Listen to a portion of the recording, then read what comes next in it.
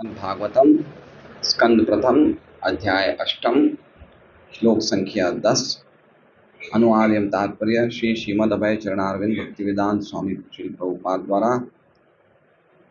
अभिद्रवति मामीश सरस्तप्ता यशो विभो कामं दतु मां नाथ मामे गर्भो निपात्यताम्।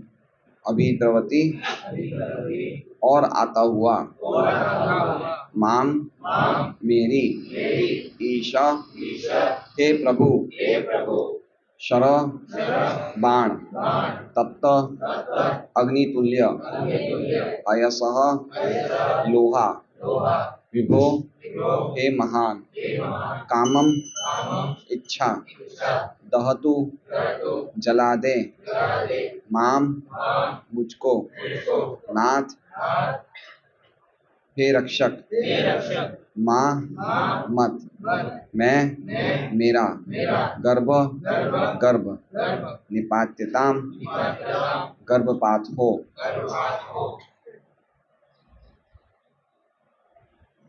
अनुवाद। हे प्रभु, आप सर्वशक्तिमान हैं। एक दहकता हुआ लोहे का बाण मेरी ओर तेजी से आ रहा है। मेरे प्रभु, यदि आपकी इच्छा हो तो ये मुझे भले ही जला दे, लेकिन ये मेरे गर्भ को जलाकर गर्भपात न करे। हे प्रभु, कृपा मेरे पर इतना अनुग्रह करें। ओम अज्ञानतिमिरान्धस्य ज्ञानाञ्जनशलाकया चक्षुरुन्मीलितं येन तस्मै श्रीगुरुवे नमः। श्रीचैतन्यमनोभीष्टं स्थापितं येन भूतले स्वयं रूपकदा मह्यं ददाति स्वपदान्तिकम्। वन्देऽहं श्रीगुरो श्रीयुतापदकमलं श्रीगुरून् वैष्णवांश्च श्रीरूपं सग्रजातं सगणरघुनाथान्वितं तं सजीवं साद्वैतं सावधूतं परिजनसहितं कृष्णचैतन्यदेवं श्रीराधाकृष्णपादान् सगण ललिता श्रीविशाखान्वितांश्च। अब आप वो पत्थर हटा सकते हैं माता जी, क्योंकि अब प्रसाद हो गया ना, तो अब देवता भी दर्शन करेंगे प्रसाद के, इसलिए हटा सकते हैं। भोग लगाते टाइम ढकना रहना चाहिए, ले जाते टाइम हटा सकते हैं। हे कृष्ण करुणा सिंधु दीनबंधो जगतपते गोपेश गोपिका कांत राधा कांत नमोस्तुते। तप्त कांचन गौरांगी राधे वृंदावनेश्वरी वृषभानुसुते देवी प्रणमामि हरिप्रिये।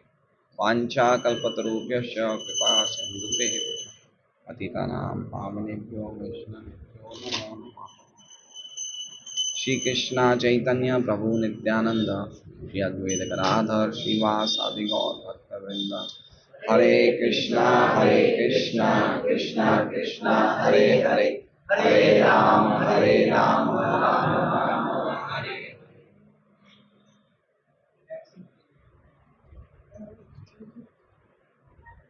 तो सभी भक्तों को प्रणाम। तो कल हमने श्रीमद् भागवतम में उत्तरा ने जो भगवान को प्रार्थना करी, उनको भगवान को 3 नामों से संबोधित किया था। एक नाम था महायोगी, एक नाम था देवदेव, एक नाम था जगतपते। और इन तीनों नामों के प्रति पीछे क्या क्या अर्थ थे वो कल हमने सब सुने थे।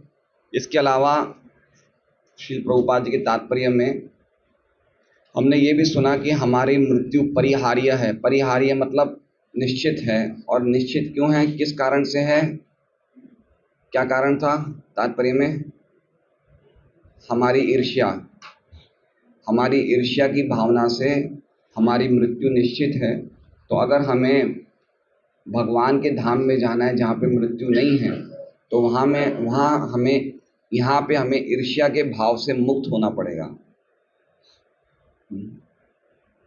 ईर्ष्या से द्वेष उत्पन्न होता है। इच्छा द्वेष समुत्थेन द्वंद्व मोहेन भारत। तो इच्छा और द्वेष से द्वंद्व होता है। उसी प्रकार से जब तक हमारे हृदय में द्वेष की भावना होगी तब तक हम इस मृत्यु के जगत में रहेंगे। और अगर हमें भगवान के जगत में जाना है जहाँ पे मृत्यु नहीं है, तो द्वेष की भावना से मुक्त होना पड़ेगा। ये भी पढ़ा था हमने कि हम लोग झूठे ही इस जगत के स्वामी बने हुए हैं, पढ़ा था हमने। तो झूठे ही जगत के स्वामी बनेगी, इसका अर्थ ये है कि हम कुछ समय के लिए यहाँ पे आते हैं, लेकिन फिर भी अपने शरीर से अपने मैं और मेरा, अपने शरीर से और अपने शरीर से संबंधित लोगों से हम इतने अटैच हो जाते हैं कि हम उनको अपना मान लेते हैं। तो महाभारत में कथा आती है कि एक चींटी थी। तो चींटी, एक रथ आ रहा था, रथ, और रथ आ रहा था तो चींटी को लग रहा था कि रथ मेरे ऊपर से चला जाएगा, मेरी जान चली जाएगी। तो चींटी भी भागती है अपनी जान को बचाने के लिए। यद्यपि हम देख सकते हैं कि चींटी का शरीर तो बिल्कुल नगण्य है, अगर वो शरीर छोड़ भी देगी तो उसको कोई अच्छा ही शरीर मिलेगा 84 लाख योनि में घूमते घूमते, लेकिन फिर भी ये बताया जाता है कि माया के प्रभाव से बिल्कुल हल्का से हल्का शरीर मिलने पर भी हम उस शरीर को बहुत कीमती समझते हैं। जैसे इंद्रदेव ने एक बार अपने गुरु का अपराध किया था और उसके पश्चात उन्हें सूअर बनना पड़ा था। तो जब स्वर्गलोक में ये बात पता चली कि इंद्र की आवश्यकता है, तो वापस इंद्र को बुलाने के लिए सब जाते हैं, और तब वो सूअर के शरीर में था इंद्र। तो कहा जाता है इंद्र को कि आपका आवश्यकता है, आप वापस अपनी गद्दी संभालिए। तो इंद्र बोला कि मेरी तो अभी श्रीमती सूअर नहीं है, मेरे सूअर के छोटे छोटे मेरे बच्चे हैं, मैं उनको छोड़ के कैसे जा सकता हूँ। तो हमें समझना चाहिए कि वो सूअर के शरीर में भी अपने आप को बड़ा सुखी मान रहा था। तो इसलिए हम लोग का जो शरीर है वो हमारे लिए बहुत ही महत्वपूर्ण है, लेकिन देवताओं की नज़रों में इसका कोई कीमत नहीं है। और देवताओं का शरीर उनके लिए बहुत महत्वपूर्ण है, लेकिन ब्रह्मा जैसे बड़े बड़े महात्माओं की नज़रों में उनका कोई कीमत नहीं है। और अल्टीमेटली ब्रह्मा से लेके चींटी तक के कोई भी शरीर की इस भौतिक जगत में कीमत नहीं है, लेकिन माया के प्रभाव से हमें बहुत इंपॉर्टेंट लगता है सब कुछ। तो ये सब हमने कल पढ़ा था, कल बहुत अच्छा श्लोक था। तो आज हम आगे देख रहे हैं कि भगवान से रक्षा मांग रही है युत्रा, कह रही है कि आपके अलावा और कोई अतिरिक्त नहीं है जो मुझे अभयता प्रदान कर सकता है इस जगत में, जहाँ पे आपस में एक व्यक्ति दूसरे व्यक्ति का मृत्यु का कारण बना हुआ है। तो भगवान पूछ सकते हैं कि भाई क्या समस्या, कुछ बताओ तो सही। तो अब उत्तरा ये श्लोक बोल रही है, अभिद्रवती, अभिद्रवती मतलब तेजी से आ रहा है, माम मेरी तरफ, ईशा मतलब हे भगवान, हे हे भगवान कह सकते हैं, या हे प्रभु बोल सकते हैं।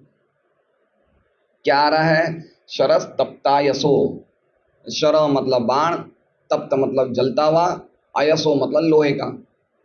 तो हे प्रभु, हे ईशा, मेरी तरफ एक जलता हुआ लोहे का बाण आ रहा है। विभो, विभो मतलब महान, हम हैं अणु, भगवान है विभु।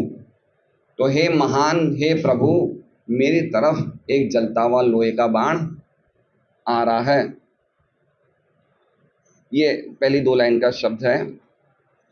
तो अब क्या कह रही हैं उत्तरा, कामम दहतु माम नाथ, कामम मतलब इच्छा। हे कृष्ण, अगर आपकी इच्छा है, कामम मतलब हे कृष्ण अगर आपकी इच्छा है, दहतु माम नाथ, दहतु माम नाथ की हे नाथ, अगर आपकी इच्छा, ये जो ये जलता हुआ बाण आ रहा है भले ही मुझे जला दे।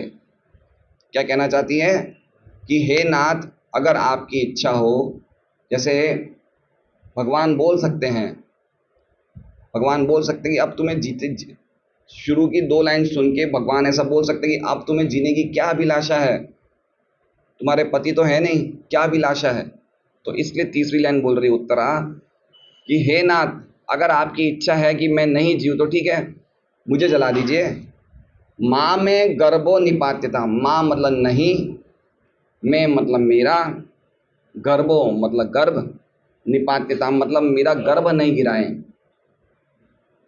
निपात्यताम का अर्थ हो गया एक तरह से पात, गर्भपात, मेरा गर्भ नहीं पात हो जाए, मुझे जला दीजिए अगर आपकी इच्छा है, तो मैं जल जाऊं तो चलेगा, लेकिन मेरा गर्भ की रक्षा हो जाए, मेरे गर्भ का पात नहीं हो।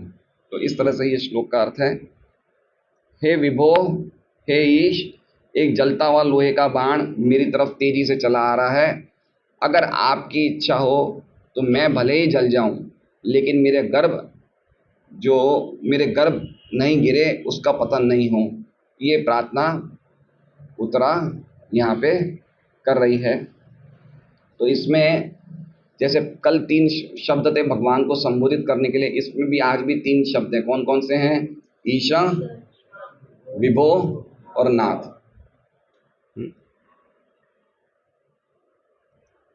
हम देखते हैं अनुवाद।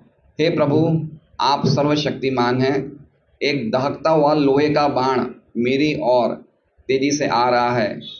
मेरे प्रभु, यदि आपकी इच्छा हो तो ये मुझे भले ही जला दे, लेकिन ये मेरे गर्भ को जलाकर गर्भपात।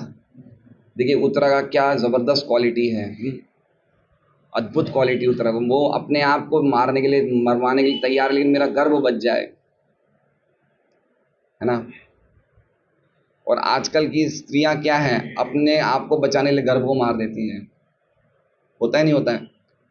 कभी कभी डॉक्टर्स, जब स्त्रियां प्रेग्नेंट होती हैं तो डॉक्टर्स कभी कभी वो चेकिंग कराने जाते हैं, तो कोई हजारों में से कोई एक केस में ऐसा होता है कि डॉक्टर बोलते हैं कि अगर जो बच्चा होगा अगर आप उसको जीवित रखना चाहते हैं तो हो सकता है आपकी जान खतरे में आ जाए। इसलिए अच्छा है कि कोई वैसे केसेस होते हैं ना, क्या बोलते हैं उसे, कुछ विशेष केस होते हैं, ऐसे एबनॉर्मल टाइप केसेस होते हैं कि आपका बच्चा जो होने वाला है वो अगर आप जन्म देंगे तो हो सकता है आपकी जान खतरे में आ जाए, और बच्चे की जान तो खतरे में रहेगी, तो इससे अच्छा है कि आप उसे अबॉर्ट करा दो। तो ज़्यादातर हम लोग क्या करते हैं, डॉक्टर की बात मानते नहीं मानते हैं। लेकिन यहाँ पे उत्तरा जी का गुण देखिए। मुझे याद है बहुत साल पहले की बात है, 16-17 साल पुरानी बात है। तो एक हमारी गुरु बहन थी, उन्होंने महाराज को ईमेल लिखा था कि मैं अभी प्रेग्नेंट हूँ और मैं डॉक्टर को चेकअप कराने गई थी, तो डॉक्टर ने कहा है कि अगर इसको मैं डिलीवरी करूँगा, करूँगी इस बच्चे को, तो मेरी जान जा सकती है। बच्चे की तो जा ही सकती है और मेरी भी जा सकती है। तो आप बताइए महाराज, मुझे क्या करना चाहिए? प्रश्न पूछा था। तो महाराज ने कहा आप फिर भी डिलीवरी दीजिए, आप मारिएगा मत, क्योंकि हर एक व्यक्ति अपना कर्म लेके आया है, उसको अपना कर्म पूरा भोगने दीजिए। अगर आप उसे उसके पहले ही मार देंगे तो वो वापस कर्म लेके आएगा।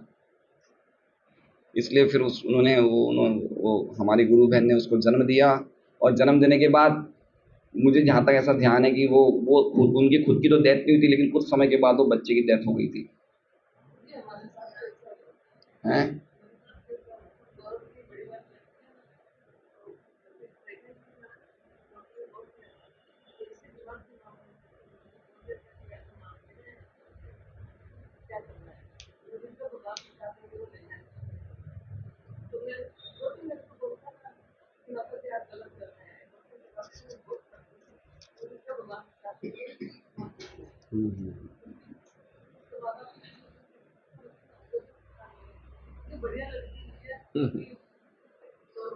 तो इसलिए अच्छा है कि हम भागवत की शिक्षा को ग्रहण करें।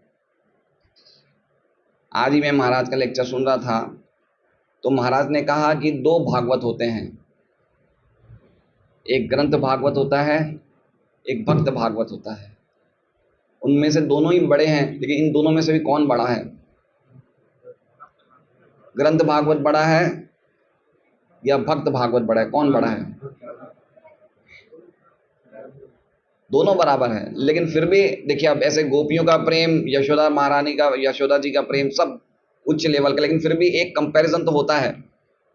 माधुर्य प्रेम को सबसे उच्च बताया गया है ना, और वात्सल्य को उससे थोड़ा डाउन बताया। तो इसी प्रकार से दोनों में बराबर है, लेकिन फिर भी उन दोनों में से कौन सी तुलना में?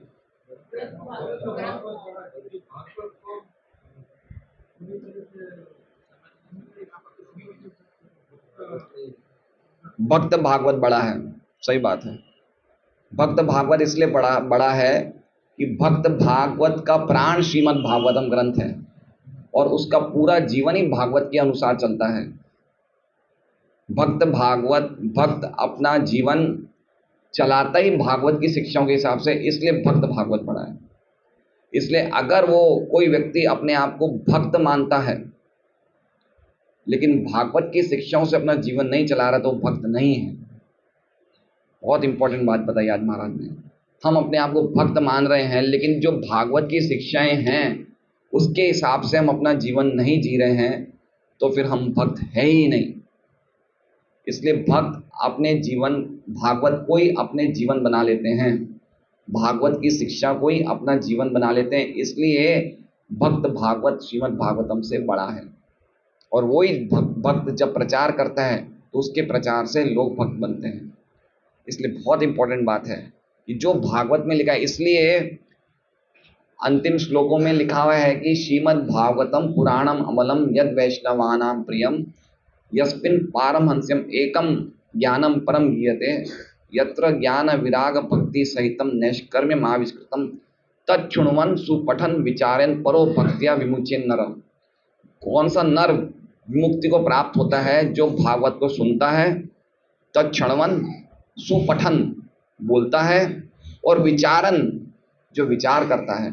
इसलिए महाराज ने बहुत जोर दिया कि सुनने के बाद हमें मनन करना चाहिए, हमें वो चीज़ें जो हमने सुनी है उनको मन के विचारों में लाना चाहिए और अपने जीवन में उतारनी चाहिए। मनन कार्य बहुत ज़रूरी है, मनन करना है हमें। बस हम सुन के प्रचार लेके अपने कामों में नहीं लग जाए। जो हमने सुना है उसको हमारे जीवन में, वो एक एक शब्द भागवत का, एक एक श्लोक, एक एक तात्पर्य कैसे हम अपने जीवन में उतार सकते हैं, तो हमारे असली भक्ति की, तो हम असली भक्त बनेंगे। इसलिए बहुत इंपॉर्टेंट, सुनना तो है ही, सुनने से तो हमारे शोक मोह भय चले ही जाएंगे, लेकिन शोक मोह भय ले जाने के लिए हम भागवत नहीं पढ़ रहे हैं, वो तो इसका साइड का रिजल्ट है। जैसे हमने उस श्लोक में चर्चा करी थी, बहुत श्लोकों पहले ये आया था, हमारा तो भगवान के शुद्ध प्रेमी भक्त बनने का अगर उद्देश्य है तो भागवत को अपना प्राण बनाना पड़ेगा हमें। जो भागवत की शिक्षा है वो ही हमारा जीवन है। इसलिए ये बहुत इंपॉर्टेंट है कि हम लोग ध्यान से सुने एक एक शब्द, और पढ़ने के टाइम पे भी हम कैसे उन चीज़ों को उतारे अपने जीवन में, वो हमें समझना चाहिए। तो ये देखते हैं कि इस तरह से हमने सबसे पहले अभी अर्जुन का चरित्र का हमने देखा, महानता, उसके बाद द्रौपदी का देखा, अब उत्तरा का देख रहे हैं। कितने महान, एक्चुअली भगवान भक्तों का चरित्र ही प्रकाशित कर रहे हैं पूरे भागवत में। देखिए अब देखते हैं विश्वनाथ चक्रवर्ती ठाकुर क्या बोल रहे हैं। छोटी सी टीका है उनकी इस श्लोक पे। भगवान ऐसा बोल रहे हैं, विश्वनाथ चक्रवर्ती ठाकुर बोलते हैं कि भगवान ऐसा बोल रहे हैं, तुम अपने जीवन की प्रार्थना कर रही हो, तुम्हारा पति नहीं है फिर भी तुम जीवन की प्रार्थना कर रही हो, तुम्हें शर्म नहीं आती?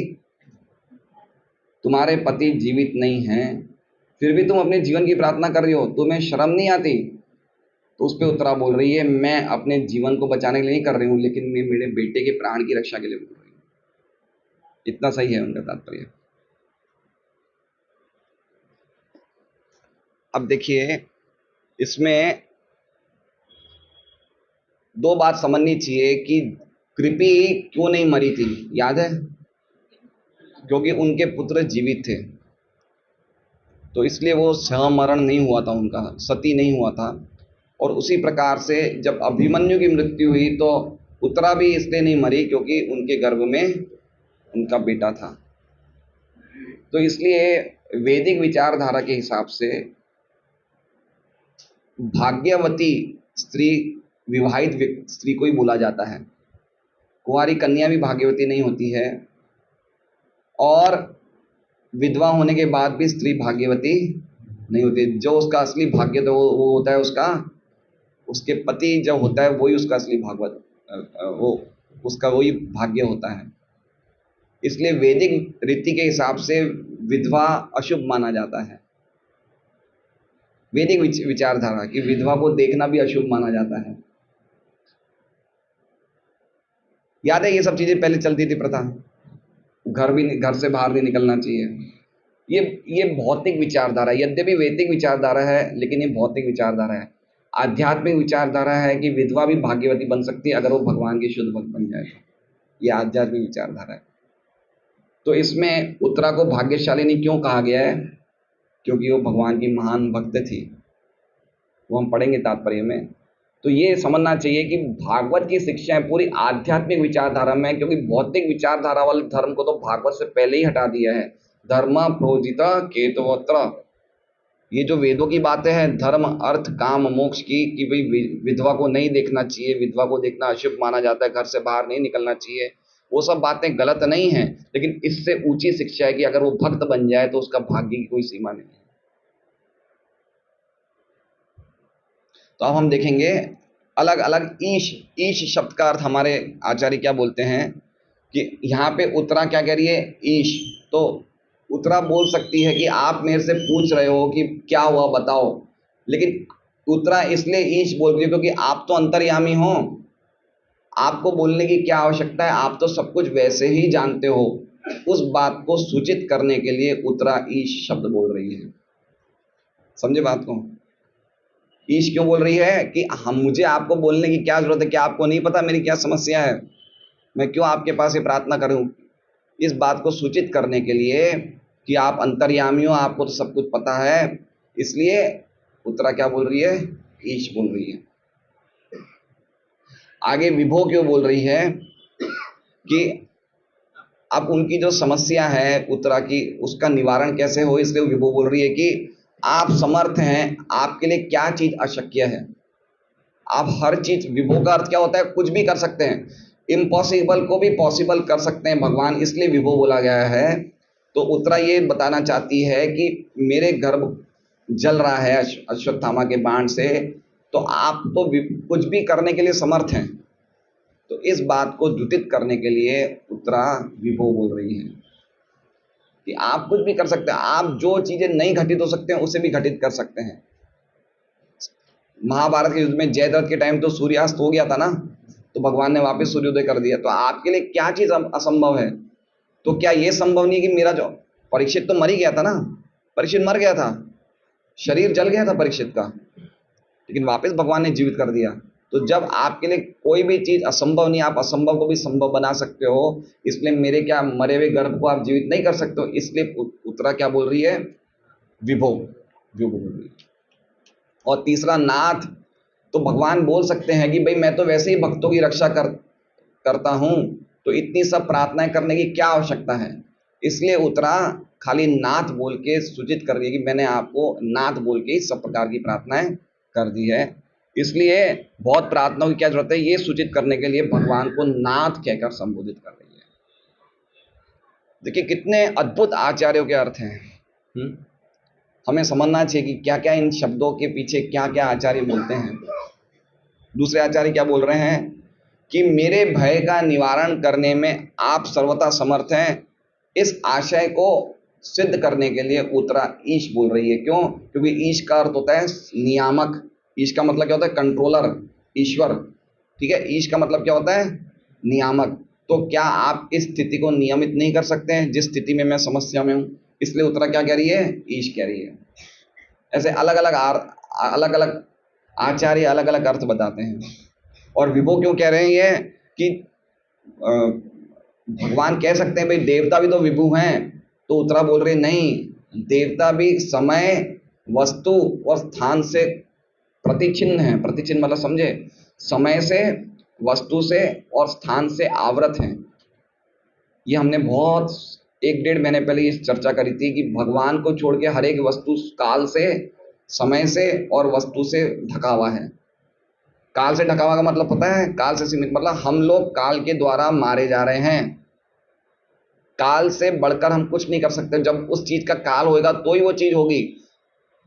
लगता है आपको, मान लीजिए हम अपनी बेटी की शादी करवा रहे हैं, तो जितना ही हम प्रयास कर लें, लेकिन जब उसका काल आएगा तभी वो शादी होगी।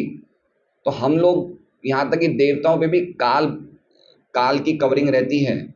और समय की कवरिंग कैसे रहती है, अगर मैं यहाँ पे बैठा हूं तो मैं दूसरी जगह क्लास नहीं दे सकता हूं, मैं यहीं रहूंगा, मैं स्थान से प्रतिचिन्ह हूं, समझ रहे हैं आप, मैं स्थान से, इस स्थान से प्रतिचिन्ह हूं, स्थान से आवृत हूं। लेकिन भगवान एक समय में यहां भी रह सकते हैं, एक समय में कोई दूसरे ब्रह्मांड के या दूसरे कहीं भी रह सकते हैं, इसलिए भगवान को स्थान आवृत नहीं कर सकता है। और वस्तुओं से, मैं कोई भी वस्तुओं का स्वामी नहीं हूं, लेकिन भगवान हर एक वस्तु के स्वामी और हर एक वस्तु के अंदर प्रवेश करते हैं, इसलिए भगवान वस्तुओं से प्रतिचिन्ह नहीं है, लेकिन हम वस्तुओं से प्रतिचिन्ह है। तो ये अर्थ बताया है विभो का, इसलिए उत्तरा विभो कह रही है कि आप कोई भी चीजों से प्रतिचिन्ह नहीं है। इसलिए जो बाण मेरी तरफ आ रहा है उसको आप ही देख सकते हैं और कोई नहीं देख सकता। इस बात को सूचित करने के लिए उत्तरा क्या कह रही है? विभो। अब आगे कामम शब्द का अर्थ बता रहे हैं आचार्य। कृष्णा ये बोल सकते हैं कि मैं तुम्हारी रक्षा नहीं करूंगा, तुम्हारे पति नहीं है इसलिए तुम्हारी रक्षा नहीं करूंगा। इसलिए उत्तरा क्या कह रही है? कामम, ठीक है, अगर आपकी इच्छा है तो आप मुझे जला दीजिए। इसलिए क्या बोल रही है? कामम, आपकी इच्छा है, सही बात है, मेरी रक्षा नहीं होनी चाहिए तो आप मुझे जला दीजिए। ठीक है, ये कामम का अर्थ है। और आगे नाथ का अर्थ क्या बता रहे हैं आचार्य? ये बता रहे हैं कि यद्यपि आप, मैं जल भी जाऊंगी और मेरा वध भी हो जाएगा, लेकिन फिर भी मेरे मरने के पश्चात भी आप मेरे गर्भ की रक्षा करने के लिए सर्वसमर्थक है, इसलिए नाथ बोल रही है। क्या अद्भुत अर्थ देखा कि ठीक है चलो मैं जल गई, लेकिन मेरे जलने के पश्चात भी आप में इतनी सर्वसमर्थता है कि आप मेरे शिशु को बचा सकते हैं। उसको सूचित, उसको द्युतित करने के लिए भगवान को क्या क्या क्या संबोधित कर रही है? नाथ। क्या अद्भुत अर्थ है, विभो, ईश और नाथ। अब हम भागवत पढ़ेंगे तो हमारी क्या भावना होनी चाहिए कि भगवान को क्या, कैसे महान भक्त थे, क्या बड़े बड़े आचार्य थे जो क्या अंदर से मीनिंग्स निकाल रहे हैं हमारे लिए। हम अभी खुद रीडिंग करेंगे तो हमें ईश विभो नाथ का क्या अर्थ निकालेंगे, एक झटके में पढ़ के दूसरी लाइन पे, दूसरे श्लोक पे चले जाएंगे, ईश विभो नाथ। लेकिन अब देखिए इनके कितने गहरे अर्थ जब हमें पता चलता है तो भगवान की महिमा से और कितना हम लोग को लगेगा कि हम जिनकी भक्ति कर रहे हैं उनके क्या गुण है। तो ये श्लोक है। अब हम तात्पर्य पढ़ते हैं। तात्पर्य, ये घटना उत्तरा के पति अभिमन्यु की मृत्यु के बाद की है। अभिमन्यु की विधवा पत्नी उत्तरा अपने पति का अनुसरण करती, लेकिन वो गर्भिणी थी और परम भगवत भक्त महाराज परीक्षित उसके गर्भ में थे। अतएव उनकी रक्षा करना उसका परम धर्म था। माता के ऊपर बहुत बड़ा उत्तरदायित्व होता है कि वो शिशु की सभी प्रकार से रक्षा। बहुत इंपॉर्टेंट बात है कि प्रभुपाद जी क्या कह रहे हैं कि ये देखिए, बच्चा जब जन्म लेता है उससे लेके जो उसकी 20 साल तक की उम्र होती है वो उसकी चरित्र निर्माण की उम्र होती है। तो जन्म लेने से भी पहले माता पिता का बहुत बड़ा दायित्व है कि ऐसे बच्चे को जन्म देना चाहिए कि बच्चा समाज में कुछ योगदान कर सके। तो पूरा हमारी जो वैदिक संस्कृति थी इस प्रकार होती थी कि बच्चे को जन्म देने से पूर्व भी जब बच्चे की प्लानिंग चलती थी कि बच्चे को कैसे बच्चे को जन्म देना है, और वो प्लानिंग करने के हिसाब से ही वो लोग गर्भाधारण करते थे, गर्भधारण करते थे, गर्भाधान करते थे। आजकल कैसे पति पत्नी गर्भाधान करते हैं? महाराज ने एक लेक्चर में बोला कि शराब की बोतल के नशे में आके तो आजकल गर्भाधान होता है। सही बात है, हम लोग कामुक विचारों के वश में आके गर्भाधान करते हैं, लेकिन गर्भाधान कैसे होना चाहिए वो बता रहे हैं। हाँ, आप देखिए अगर आपने भागवतम पढ़ी होगी तो 5वें स्कंद में महाराज प्रियव्रत के बेटे थे, कौन थे? हैं? उत्तानपद के बेटे थे। प्रियव्रत के बेटे कौन थे? राजा अग्निध्र। और अग्निध्र इतने महाभागवत पिता के बेटे थे, लेकिन अग्निध्र ने जब तपस्या करने गए तो उनके मन में विचार आया कि मुझे पितृलोक में जाना है। कहाँ जाना है? पितृलोक में जाना है। तो आचार्य बोलते हैं कि जब इतने शुद्ध भक्त के बेटे थे तो उस ऐसे महान भक्त के बेटे के मन में ये विचार कैसे आया कि मुझे पितृलोक जाना है? उसके मन में तो ये विचार आना चाहिए कि मुझे भगवान के धाम जाना है। तो आचार्य बोलते हैं कि जब वो प्रियव्रत उनकी संतान उत्पन्न करने वाले थे तो उस टाइम उनके मन में एक कामुक विचार आ गया था, सिर्फ एक, और उसके चक्कर में उनके बेटे में विचार आ गया कि वो पितृलोक जाना चाहते हैं, भगवान के धाम नहीं जाना चाहते हैं। समझ रहे हैं आप? क्या पति पत्नी की मानसिक चेतना बच्चे पे असर करती है, कितना बड़ा साइंस है। तो आजकल प्राय हम लोग कैसे बच्चे पैदा करते हैं, कैसे करते हैं? हम में से किसने गर्भाधान संस्कार किया होगा? और बिना गर्भाधान संस्कार करके देखिए बच्चों की क्या क्वालिटी हो रही है। बच्चों की जीवन कितना हल्की क्वालिटी का हो रहा है, हम देख सकते हैं। 9वीं 10वीं, हम कल गए थे यहाँ पे पर्वत पाटिया, एक सत्संग के लिए हॉल देखने गए थे कौन सी जगह थी वो? राज अंपायर। 12-13 साल के बच्चे, 13-14-15-16 साल के लड़के लड़कियां साथ में पॉप म्यूजिक पे डांस, कोई डांस क्लास होगी, डांस ट्यूशन क्लास होगी, डांस क्लास कर रहे थे एक साथ। तो बच्चों के हृदय में पहले से ही, पहली बात तो ये कि पहले तो उन्हें बिना गर्भाधान संस्कार के जन्म किया गया है, तो पहले से ही वो बच्चे जो उत्पन्न होते हैं उनमें कामुक विचार पहले से ही होलसेल में होते हैं। फिर माँ बाप उनको और ज़्यादा मौका देते हैं, मोबाइल व्हाट्सएप देखें कि और ज़्यादा विचारों को और ज़्यादा डेवलप करो, और उसके बाद ऐसी क्लासों में भेज दिया जाता है जहाँ पे लड़के जिम में अपनी मसल्स बना रहे हैं और डांस चल रहा है। तो बच्चे कैसे बनेंगे? वो जो क्रिश एनक्लेव में आप बता रहे थे 14 साल के बेटे ने, वो लड़के ने, तो क्रिश एनक्लेव का एक व्यापारी कल हमारी दुकान पे आया था, तो मैंने उन्हें कहा कि आपकी बिल्डिंग में कोई 14 साल के लड़के ने सुसाइड कर लिया। तो उन्होंने क्या कहा कि वो लड़का वो करता था, वो कौन सा गेम होता है, पबजी कोई गेम होता है वीडियो पे, मोबाइल पे, बोले वो बहुत खेलता था। तो जिस दिन उसने सुसाइड किया उसके एक दिन पहले उसने अपने दोस्तों को बोल दिया था कि कल तुम्हें बहुत शॉकिंग न्यूज़ मिलेगी। शॉकिंग मतलब आश्चर्यजनक खबर मिलेगी, मतलब उसने प्लानिंग करके सुसाइड किया अपनी वीरता बताने के लिए। क्योंकि कुछ ऐसे मोबाइल पे वीडियो गेम्स होते हैं कि बच्चे को बताया जाता है कि देखो मैं क्या कर सकता हूँ। तो बोले उसने पहले ही एक दिन सुसाइड करने से पहले ही अपने सब दोस्तों को, क्लास के दोस्तों को बोल दिया कि कल तुम्हें एक बहुत ही शॉकिंग समाचार मिलेंगे। और बोलो उसने वो उस चीज के आवेश में आके उसने 14 साल के व्यक्ति ने अपनी जान दे दी। तो हम देख सकते हैं क्या स्थिति हो रही है, क्या बच्चे होंगे, क्या देश का, क्या समाज का भविष्य होने वाला है, क्या भविष्य होने वाला है। हम समझ सकते हैं कितना इंपॉर्टेंट चीज है, गर्भ की कैसे रक्षा करनी चाहिए। हम लोग तो सब लोग गर्भपात करने में लगे हुए हैं। एक्चुअल में गर्भपात सही शब्द क्या है? भ्रूण हत्या है। एबॉर्शन का सही अर्थ क्या है? भ्रूण हत्या। गर्भपात का मीनिंग है इंग्लिश में मिस कैरेज। समझ रहे हैं?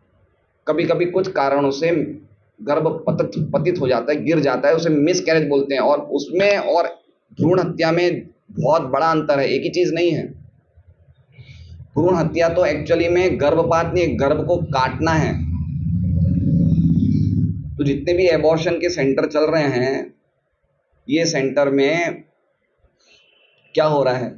अगर ये लिख दिया जाए भ्रूण हत्या तो कौन कराएगा? एबॉर्शन लिखाया जाता है। और जो एबॉर्शन के समर्थक हैं वो भी ये बोलते हैं कि कुछ मांस के टिश्यूज को हम हटाते हैं, तकलीफ होती है। वो ये नहीं बोलते कि इसमें जान है। या फिर ऐसा भी बोला जाता है कि 3 महीने पहले बच्चे में कोई जान नहीं होती, वो खाली मांस का टुकड़ा होता है। 3 महीने के बाद उसमें जान आती है। तो 3 महीने के पहले एबॉर्शन कराने में कोई दिक्कत नहीं है। तो ऐसे एबॉर्शन के जो समर्थक होते हैं इस प्रकार के अपने गलत गलत विचार लाते हैं और लोगों को उत्साहित करते हैं कि इसमें कोई गलत काम नहीं है। लेकिन भ्रूण हत्या बहुत बड़ा पाप है, महापाप है ये। और आगे जाके तो भ्रूण हत्या हो ही इसलिए रही है कि वो भ्रूण हत्या में जो बच्चा मरता है उसका मांस बड़ा स्वादिष्ट होता है। तो काफी जगह तो उसको मांस को आस्वादन करने के लिए भ्रूण हत्या को ये एनकरेजमेंट दिया जा रहा है हैं? बहुत जगह ऐसा हो रहा है।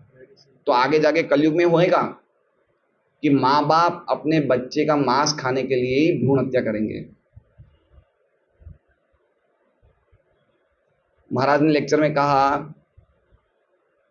कि जो हम लिपस्टिक लगाते हैं, नेल पॉलिश लगाते हैं, इसमें भी संभावना है कि बच्चे का मांस का वो हो, एबॉर्टेड वाला मांस हो।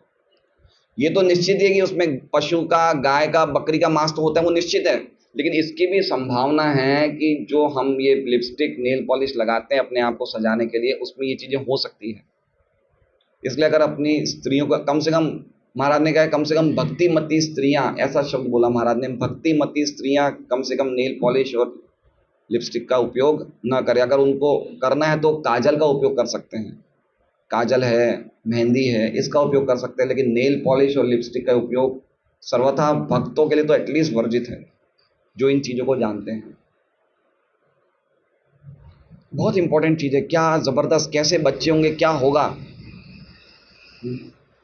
और आजकल ये हो रहा है कि हर एक लड़के लड़की की शादी के पहले उसकी एक प्रेम कहानी हो जाती है, जिसे कहा जाता है आज की भाषा में लव अफेयर। अभी ऐसा प्रोपोर्शन है कि 50% तो है ही, कोई लड़का लड़की किसी और को चाहते हैं और शादी किसी और से होती है। लेकिन आगे जाके 80-90%, 100% हर एक लड़के का लड़की का कहीं ना कहीं अफेयर हो चुका है, उसके बाद उसकी शादी होती है। क्या जबरदस्त, क्या गलत गलत काम हो रहे हैं। देखिए, खाली इस चीज के लिए कि हम अपने शिशु की अच्छी तरह पालन पोषण नहीं कर सकते हैं। बड़ा होता है, काम वाली को दे देते हैं, वो रखता है ध्यान, उसको मोबाइल छू रहा है, कुछ भी छू रहा है। लेकिन हम देख सकते हैं माँ उत्तरा देवी इतनी महान स्त्री थी कि अपने आप को जलाने के लिए तैयार थी, लेकिन अपने शिशु की रक्षा हो।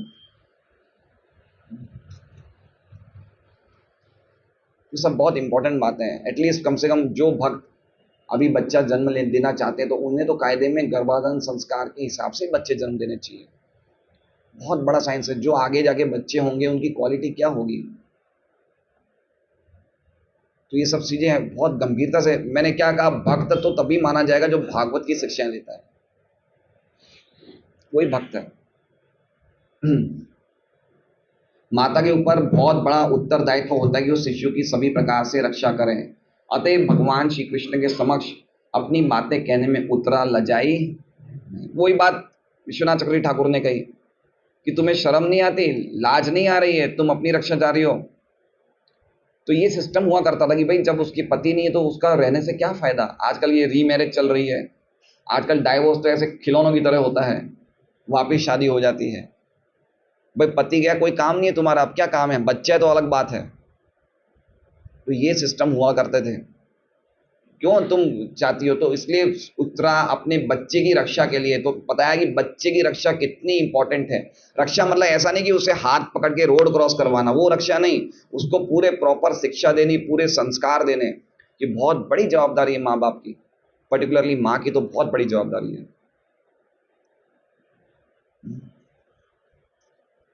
उत्तरा, अब देखिए उत्तरा का भाग्यशाली नहीं। उत्तरा यद्यपि वो विधवा थी फिर भी भाग्यशालिनी। प्रभुपाद जी क्यों बता रहे हैं, उत्तरा एक महान राजा की पुत्री थी। तो उनके पिता का कान क्या नाम था, विराट। तो विराट को महान क्यों कहा गया है, क्यों कहा गया है?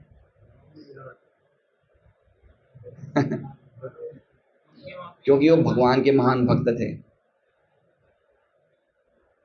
और भगवान के भक्त थे, पांडवों के भक्त थे। वो भगवान से बढ़कर तो पांडवों के भक्त थे, पांडवों की तो पूजा करते थे राजा विराट। तो भगवान कहते ना, जो मेरे भक्तों के भक्त होते वो मेरे भक्त हैं। तो राजा विराट इसलिए महान माना जा रहा है कि वो भगवान के और भक्तों के बड़े भक्त थे। समक्ष एक महान वीर की पत्नी थी। कौन थी उनकी पति, कौन थे? अभिमन्यु। तो अभिमन्यु के बारे में बताया जाता है कि आज भी अभिमन्यु की चर्चा होती है कि ऐसी गर्वमयी मौत किसी की नहीं हुई जो अभिमन्यु की हुई थी। जो अभिमन्यु की मृत्यु थी, ऐसी मृत्यु की तुलना किसी से नहीं की जाती है। कि कैसे उन्होंने युद्ध लड़ा वीरता से और उन्हें कैसे अन्याय से मारा गया। मतलब आज भी अभिमन्यु ने जो लड़ाई करी थी वैसी किसी ने लड़ाई नहीं करी थी। क्या अद्भुत लड़ाई करी थी। और वो या वश में नहीं आ रहे थे किसी के, तो फिर बाद में अन्याय से मारा गया उन्हें। इसलिए अभिमन्यु का नाम बहुत ही उच्च कक्षा में माना जाता है। यद्यपि वो बहुत छोटी उम्र में उनका शरीर चला गया, लेकिन उनकी जो वीरता थी वो आज भी सबको याद है।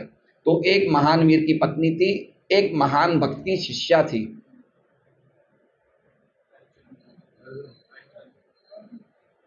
कौन थे महान भक्त, किनकी शिष्या थी? देखिए, मुझे भी ऐसा ही था कि अर्जुन की शिष्या थी, लेकिन अर्जुन उनके डांसिंग टीचर थे, आध्यात्मिक शिक्षक नहीं थे। आप समझ रहे बात को? गुरु भी अलग अलग प्रकार के होते हैं। तो अर्जुन ने जो उनको शिक्षा दी, किसकी दी? नृत्य की। वो बृहन्नला बने थे और उन्हें नृत्य की शिक्षा दी थी। लेकिन इसमें जो चर्चा आ रही है कि वो महान भक्त की शिष्या थी, ये मैं भी आज आपको अर्जुन ही बोलता, लेकिन मैंने आज महाराज का लेक्चर सुन लिया। तो महाराज ने बताया, क्या बताया महाराज ने? बताया बहुत ही ऐसी बात बताई कि कोई सब अर्जुन ही बोलेंगे अगर पढ़ेंगे तो। लेकिन महाराज ने कहा, क्या कहा कि जब सुखदेव गोस्वामी परीक्षित महाराज को भागवत के 12 स्कंद सुनाते हैं, उसके बाद सुखदेव गोस्वामी परीक्षित महाराज को सुना के चले जाते हैं, और उसके बाद कश्यप नाम का तक्षक आता है परीक्षित महाराज को डसने के लिए, और वो डस देता है और परीक्षित महाराज की मृत्यु हो जाती है। लेकिन सुखदेव गोस्वामी के जाने के बाद और उस तक्षक के आने के पहले कुछ टाइम बच गया था, तो उस टाइम में उत्तरा भागी भागी परीक्षित के पास आती है और बोलती है कि मैंने सुना है तुम्हारी मृत्यु होने वाली है, लेकिन उसके पहले जो तुमने भागवत सुनी है उसका सार मुझे बता दो। तो परीक्षित महाराज वो भागवत जो उन्होंने सुनी 7 दिन में, उसका पूरा सार अपनी माँ को सुनाया। और इसलिए ये जो महान भक्ति शिष्य है वो किसकी शिष्य है? परीक्षित की शिष्य है।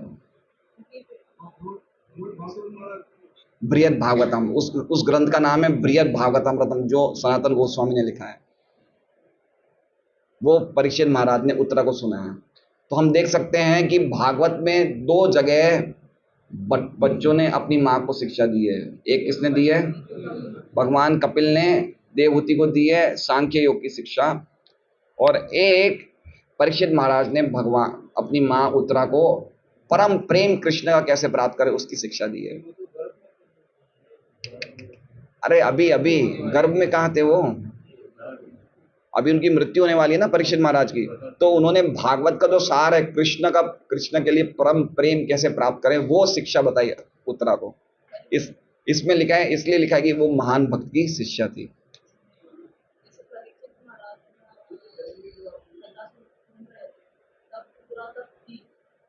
तब नहीं थी उत्तरा, कथा सुनने के बाद भागी भागी आई, जब उन्हें पता चला मेरे बेटे की मृत्यु होने वाली है, उस टाइम आई।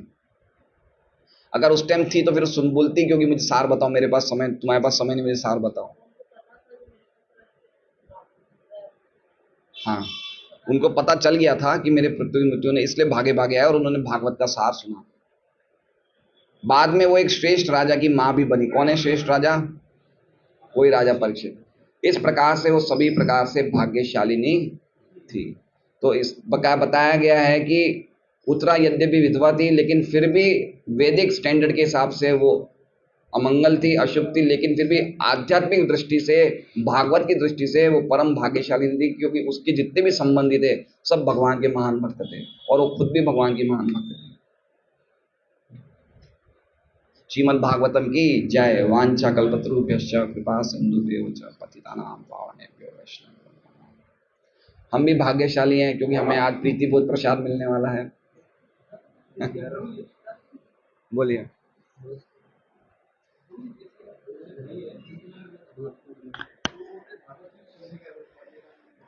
क्या?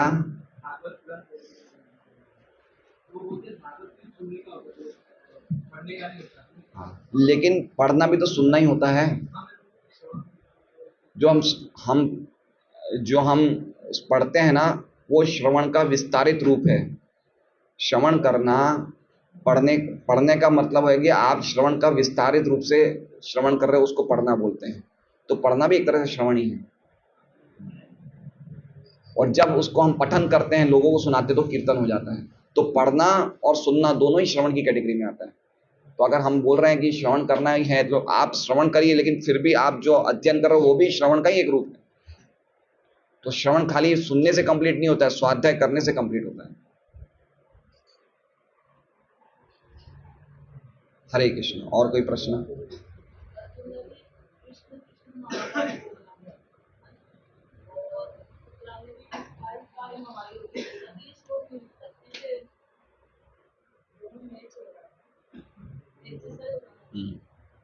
ऐसे बहुत ऐसे श्लोक हैं।